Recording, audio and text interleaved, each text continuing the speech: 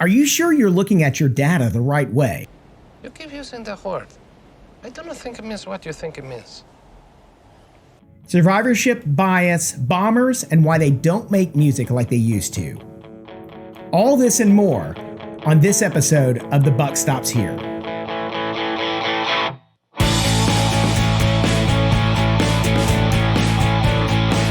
Hello and welcome back to another episode of The Buck Stops Here business podcast. I'm your host, David Maples. I'm excited to welcome you to season 2 of the podcast. A whole bunch of new stuff's going to be coming this season. We're going to have a lot more people we're interviewing for different activities.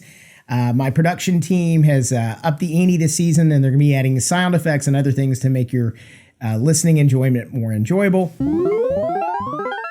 Level up. Just a word from our sponsor. This episode has been brought to you by Catapult Creative Media. Catapult is a full-service digital marketing agency dedicated to providing unmatched marketing and advertising results coupled with data.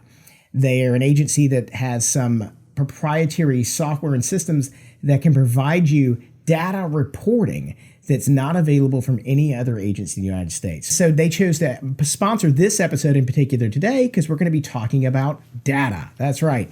The thing everybody likes to talk about on a Friday night is data. There's no better way to pick up somebody at a bar than to say, hey, I couldn't help but notice your data.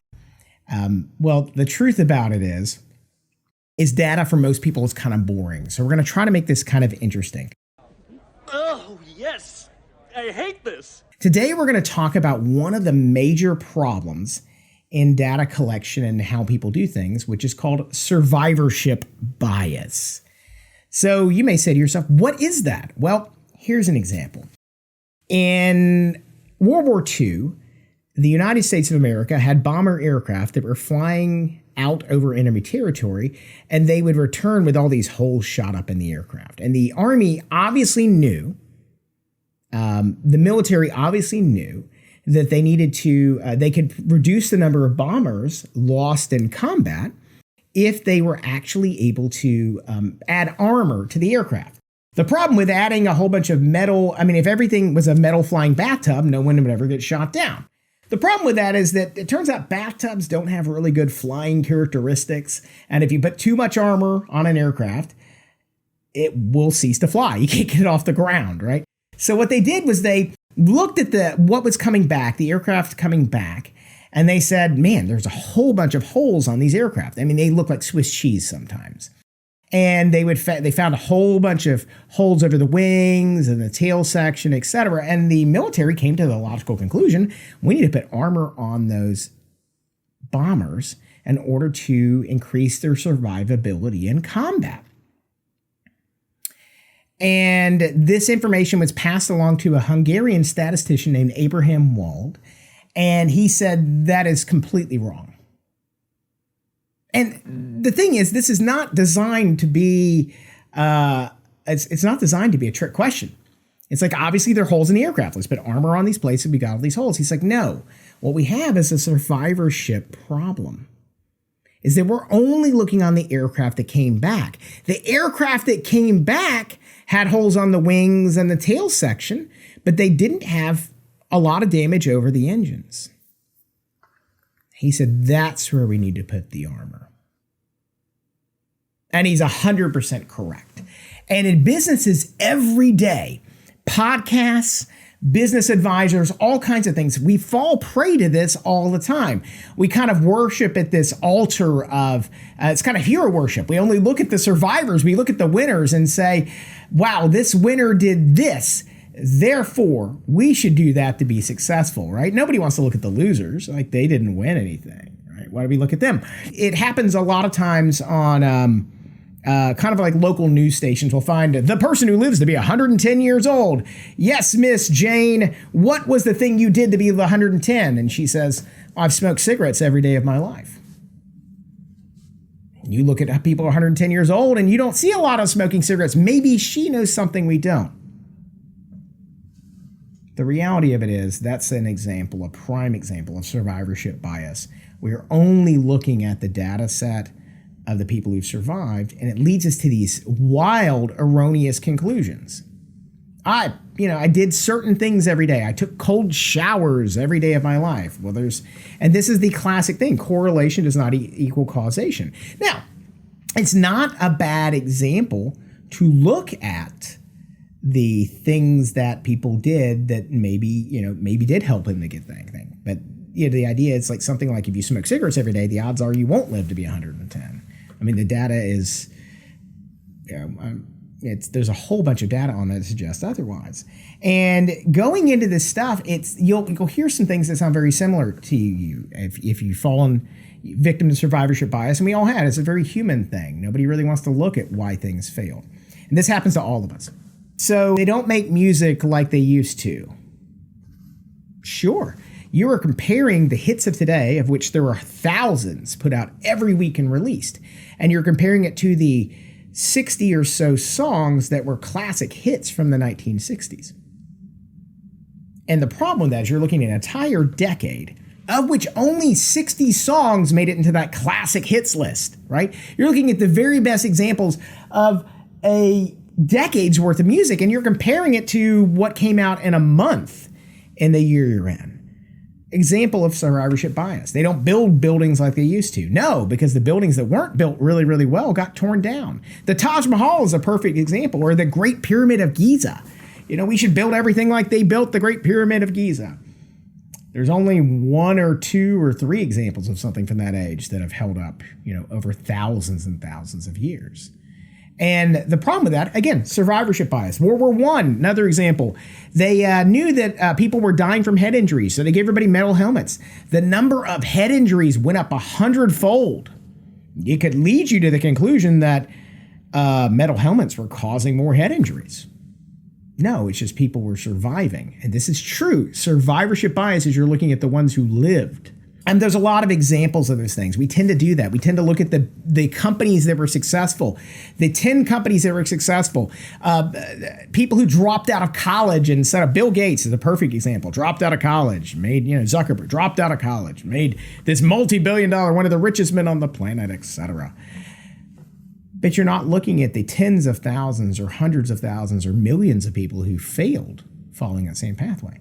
And that's kind of a thing. So one of the reasons Catapult was excited to sponsor this episode today is because they built a piece of analytics reporting software that allows you to track your successes and see kind of how that works. I mean, it's great. 1,000 people come to your website in a month and 100 of them buy from you, or 10 buy from you, or whatever it is, right? And that's great to be able to track that and get more of those people.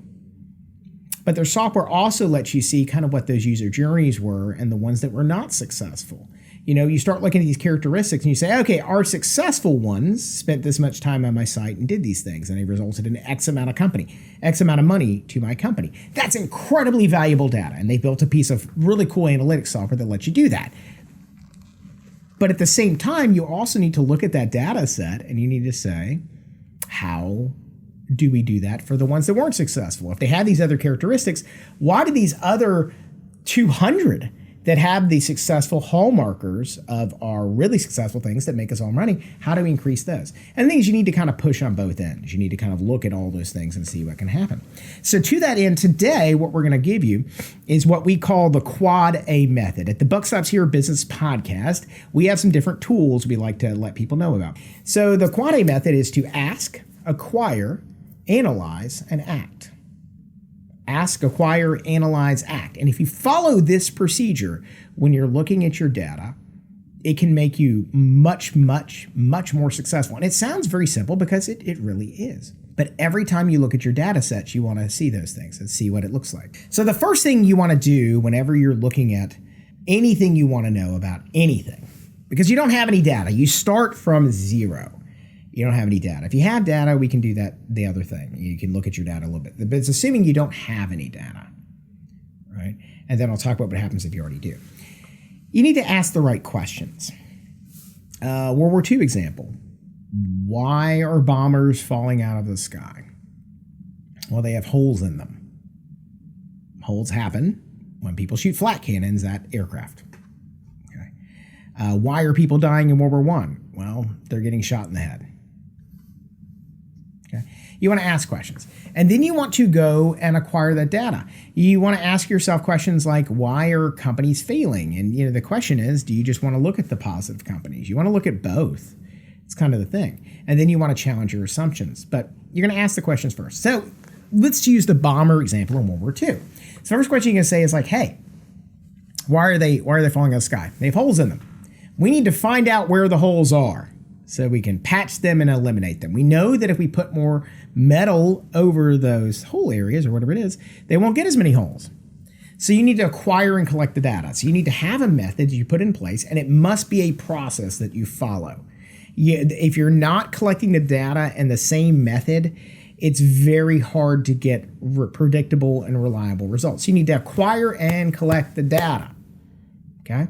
The next piece is to analyze and review the data in light of the asking questions you did at the beginning. So you want to analyze the data and you want to review it. And this is where you need to be brutally honest with yourself. So for a second, this is your no BS segment. Okay. Got a whole bunch of data. Doesn't tell me the things I wanted to do. I had to prove my boss right or prove him wrong or her wrong. I needed to say something about what we're doing here, right? This is an exact recipe to get mired in your own BS. What is the question they're asking? They don't make music like they used to. So if we go back and make music today that sounds like chart-topping hits from the Beatles in the 60s, it's going to be more successful. If it turns out my band already makes stuff that sounds like the Beatles from the 1960s, am I just producing stuff to help make them happy about what they already believe? This is where you need to be brutally honest with yourself and say, what do you need? The military in World War II could have said, yeah, that makes perfect sense. Let's go do that stuff. And instead they gave it to this outside statistician, Abraham Wald, and said, hey, look at our data. And he says, this is wrong. This is totally wrong. You're falling victim due to the classic blunders, which is survivorship bias. That's why I need to look at that. And your person you're asking to give you this unvarnished feedback, it helps if they're not too close to the problem. If they don't have a vested interest, okay? If they're not the company who's already got the contract to armor up these other pieces of your airplanes, right? Those are problems. And if you want to be honest with yourself as a business and you want to not fall into that BS trap, you need to look at the numbers and you need to really ask yourself hard questions about that. Analyze it. Get a third-party consultant or somebody else who has no skin in the game. Not based on the outcome, not based on them doing extra work for you. Say, hey, what does this mean to you as a third-party observer? If you're not going to hire a third-party observer, then ask some other people who are smart in your company who aren't tied. If it's a new marketing venture for your company, you can ask the marketing people. You can find the right people in that department, but maybe you go ask somebody in your accounting department and say, I need another set of eyes on this, just to give me another angle on this, to see if we're falling victim according to our own blunders. Are we only looking at our successes? And one of the challenges for a lot of business owners is that when you've been successful, it's really, really common to attribute that to something magical or mystical that only you have. Well, it's my ability to talk on stage that's obviously led my company to become a titan of industry. It's because I run really wicked smart radio campaigns. When it turns out the secret to your success is not with that at all, it turns out none of your money's coming in that way. Maybe you do have wicked smart radio campaigns, but it turns out you've built an amazing sales force nationwide and they're knocking on doors. And that's where it's generating your stuff. And it's real easy to ask those people in the marketing department to say, oh, it's obviously because of this. Challenge your own preconceived notions. Challenge your own things. And when you have data, ask hard questions about it, right? But at the same time, you need to not make it adversarial. And that's what you need to do. No BS means looking at the stuff from different angles, seeing if it makes sense to you, and then going from them. So analyze and review your data. Make sure you're not falling victim to these other fallacies, such as survivorship bias, and then you have to take action. And the thing about this is it's kind of a repeating scenario. You want to go back to step one. You want to ask questions and refine your data. You want to acquire and collect more data. It's the same thing. You want to analyze and review data, and now you want to take action. And it turns out the quad A, or 4A method, if you choose to call it that, is what we should always be doing with the data. We should always be going through these things and taking these 4 steps. Not incredibly hard to do, but 95+% of companies don't do that. And by the way, It's sometimes hard to not fall into your own BS trap. It's very difficult as a business owner when you have been successful. I talked to I provided some consulting work for a client a long time ago, and it reminded me of an interview I did last season with Abby Foster, and she said, I was a terror. Sometimes as a consultant, you have to be careful delivering the message really bluntly. They say they want blunt method, but sometimes you need to kind of wrap it up and give it to them in swaddling clothes because they're not going to accept it very well. But I literally was talking to a client, and it was obvious as the nose on my face that the client was successful in spite of their marketing efforts and not because of them. For example, the dot-com implosion in 2002. Case in point, your company survived the dot-com implosion, and if you're of a certain age, you remember this, right? Pets.com and all these companies, hundreds of millions of dollars were spent on them, and they all failed. It was the wrong time. But you didn't get your product to market. You didn't get your website launched during the failure process. And so you launched 6 months after the dot-com implosion.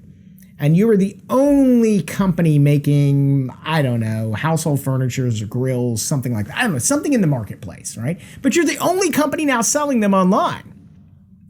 It's real easy to go back and write a revisionist version of history. It's like, we totally did this and we launched and we were successful because of our marketing efforts. No, it's because there was no one else to buy from, right? And if there's one thing that the pandemic taught us is that there were a lot of winners and losers in that process, and some people just got lucky. Look, there's nothing wrong with being lucky. If you are lucky, some people, there's one of the stories historically, and I am a student of history, is that there were generals, it's who were famously successful, and some of them just were lucky, right place, right time. They weren't bad, but they weren't masterful battlefield tacticians. They weren't master strategists. They weren't kings of logistics, but they were in the right place at the right time. And there's a lot to be said for that, right? But it's real easy to kind of fall into your own false narrative of what you're doing. So don't do that. So kind of what we're saying today is think about survivorship bias when you're looking at your data. Look at your successes, which are great to look at and they're fun to look at, but analyze your failures. Now, by the way, don't kick yourself while you're down. Looking at your failures is one of the hardest things you'll ever have to do as a business owner. You can often learn more from a failure than from a success. Because when you have a success, you can't always point to the particular thing that made you successful. But when you look at your failures, sometimes it's really, really obvious that, that's how I lost this client. That's how I did these things. That's how I made these bad hires. Usually, though, I find that these are usually what we call multifactorial problems. Usually there's a level of things you can look at. So one of the reasons you want to go back to this, ask, acquire, analyze, act, you want to keep repeating that. Now, if you already have a data set, and the only thing you change in this process is because you probably had a question in mind, is were you asking the right questions? So ask the right questions. Before you get data, you can get real bogged down with asking the right questions. Have a problem, ask yourself what you need to do to solve it. Holes in planes, making them fall out of sky, okay? There's a lot of different ways to tackle that, right? But we want to acquire and collect data, right? There's a lot of different ways to make that happen. And then kind of, follow that old Pareto principle. The easiest solutions, sometimes you get a lot of success from those things. So if you had been a war planner in World War II, you could have said, there's a couple different ways we could do this. We could put armor on the areas of the plane that need to be to increase survivability, or we could introduce special forces teams to go throughout Europe and shut down all the anti-aircraft cannons so no anti-aircraft fire would fire on airplanes. Undoubtedly, that would be successful, but it's also not very realistic. So what you want to do is you want to kind of think about where you get your best bang for the buck early on. Okay, so 3 takeaways from this episode today. First of all, look at what data is available to you in the marketplace right now. What data is available to you in your company and what are you currently acting on, okay? Look for things that would probably provide the best benefits. Get a small team of people in your office to say, hey, where can we get data and what questions can we ask about the data to become more successful in our efforts? In a production company, it could be supply chain problems right now. Those are paramount across the planet. Always an issue. Is there a way we can do those things? And then follow the 4 A's. Figure out what the plan is for that. You want to ask the questions. You want to acquire the data. You want to analyze and review the data, and you want to take action on it. So those are the things you're going to do. Make sure as step 2, as you're looking at your data, make sure that you do not fall victim to the survivorship blunders, okay? Make sure you're not just looking at that, all right? And the last thing that we're gonna advise you to do on this is to look at not only the successes, but also analyze your failures, because it's gonna give you a lot more questions. Now, this could turn into a big exercise where you're doing a whole bunch of different things. Look for those 80-20 kind of wins. Look for the quick wins that you can address immediately. We have an earlier episode where we do talk about kind of breaking yourself into the Eisenhower quadrants over maximum impact, lower effort. You want to look at those and see what kind of works that way. So I'd like to thank our sponsor, Catapult, today about data. They're a great marketing agency and data analytics collection company. If you'd like to talk to them, you can see more about them at catapultcreativemedia.com. I'd like to thank everyone for listening to this episode. If you like what you heard here, please give us a good review on Spotify, Audible, or Apple Podcasts, or any place you happen to be listening to this podcast. If you're watching us online, we would appreciate a thumbs up on YouTube, and share it with your friends. With that, thank you for listening. Be well, and don't fall victim of survivorship bias. Remember, that may not mean what you think it means. Thank you. Have a great week. Go out there and be awesome.